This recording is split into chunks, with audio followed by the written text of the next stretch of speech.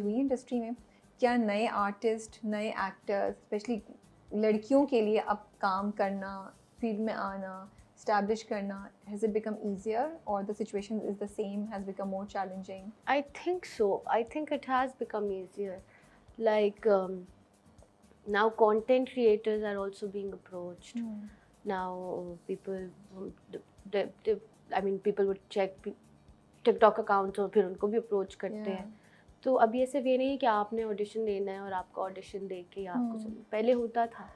मैंने भी पहली दफ़ा जाके ऑडिशन ही दिया था. अब कंटेंट क्रिएटर्स होते हैं, उनका इंस्टाग्राम अकाउंट देखते हैं, दे थिंक कि उनको प्लेटफॉर्म मिलना चाहिए, उनको भी अप्रोच किया जाता है. तो I think it has become easier and people are being approached more from different platforms and not लेकिन just. जब एंटर हो जाते हैं इंडस्ट्री में, जब एक दफ़ा आप इंडस्ट्री में आ गए, तो उसके बाद सिचुएशन कैसी है? उसके बाद has things improved in terms of जो आपको पैकेजेस ऑफर होते हैं, जो आपको फैसिलिटीज़ ऑफर होती हैं, जिस तरीके से डील किया जाता है, वो सब चीज़ें आप देखती हैं अपने आसपास? कुछ इम्प्रूवमेंट हुई है? Things have become more easier?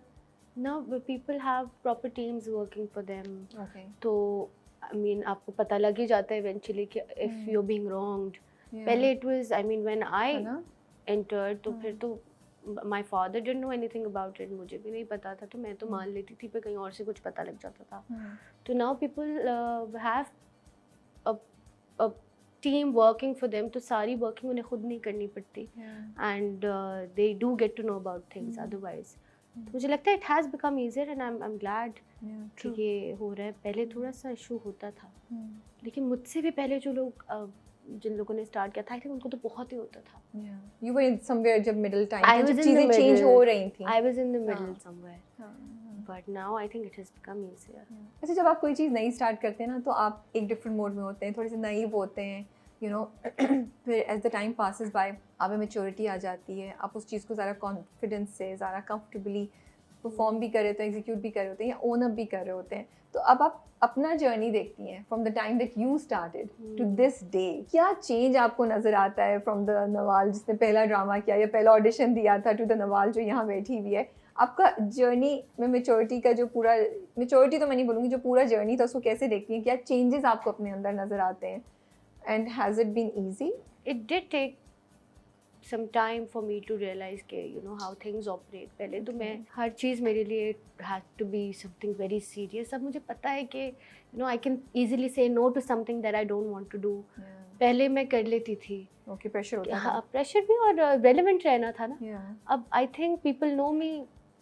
I hope so. तो मैं मना भी कर सकती हूँ scripts को. And now things have, it did take time, but gradually, eventually things have changed for me and for the better. Yeah. But आपको अपने अंदर क्या चेंजेस नज़र आती हैं? मुझे लगता है मैं चीज़ों को थोड़ा सा समझने लग गई हूँ, जो मुझे पहले बहुत सीरियस लगती थी चीज़ें कि oh you know this has to be. I now understand what is important and what is maybe not worth my time. तो मुझे लगता है इस तरीके से the amount of money I get has changed. That's a good thing. Yeah, that's a good माशाल्लाह से. thing. और थोड़ा सा recognition है, और you know brands would also approach you because you have made a name, and now they want you to work for them. So I think eventually things have changed, and now I do tend to understand this very industry better. अच्छा, आपने एक और जगह भी ये बात बोली थी relevant होने की. What do you mean by that and why? I think आपने कहा था this is my biggest challenge or concern and this is one thing that I really want.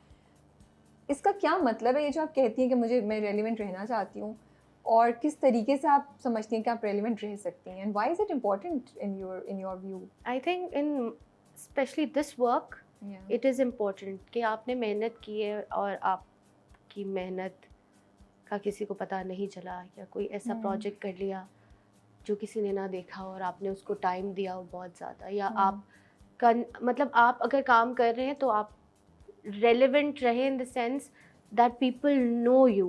Okay. I mean you are working a lot and I mean आप hard work कर रहे हो और people don't tend to know you, that would be irrelevant. Okay. And to know that, to tell people that you exist, for me is relevance, and so I think it's very important. How do you think this can happen? इसको करने के लिए आपको what in your mind has to be done to make this happen? एक example थी, like this actor new actor went to a senior actor and said, you know, I don't want people to take pictures with me, बहुत मुश्किल होता है it. So that actor said, you will realize when they don't come to you for pictures. So this for me is relevance. Okay. और फिर आपको bother करेगा जब आपके पास होगा कि यार ये मैंने इतना नाम बनाया है या इतनी मेहनत की है और कोई पहचान नहीं रहा, तो शायद वेस्ट तो नहीं हो गया वक्त. ये वक्त एक ही बार मिला था और मैंने शायद इस गलत जगह इन्वेस्ट कर दिया.